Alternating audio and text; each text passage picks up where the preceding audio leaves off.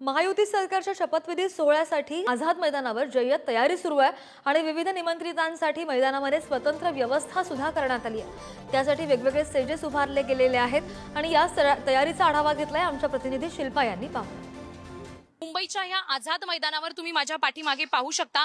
महायुतीचा जो 5 डिसेंबरला शपथविधी होणार आहे त्या अनुषंगाने ही जोरदार तयारी सुरू झालेली आहे। साधारणतः 30 ते 40 हजार लोक बसतील असं संपूर्णपणे आझाद मैदानात व्यवस्था करण्यात आलेली पाहायला मिळत आहे।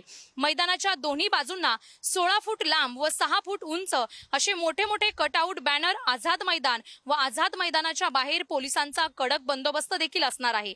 10 ते 12 रुग्णवाहिका, तज्ञ डॉक्टर व अन्य कर्मचाऱ्यांसह तैनात असणार आहे। अग्निशमन दलाच्या 6 ते 7 गाड्या जवानांसह तैनात असतील। सीसीटीव्ही द्वारे निगराणी केली जाईल। ठिकठिकाणी फिरत्या शौचालयांसह पिण्याच्या पाण्याची देखील व्यवस्था केली जाईल। महायुतीच्या या शपथविधी सोहळ्याला शरद पवार यांच्यासह माजी मुख्यमंत्री उद्धव ठाकरे, काँग्रेस प्रदेशाध्यक्ष यांना देखील निमंत्रण पाठविले जाईल अशी देखील माहिती मिळत आहे।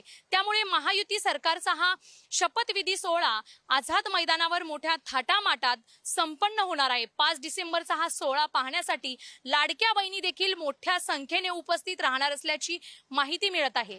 कॅमेरामॅन विकास सह शिल्पा नरवडे, पुढारी, मुंबई।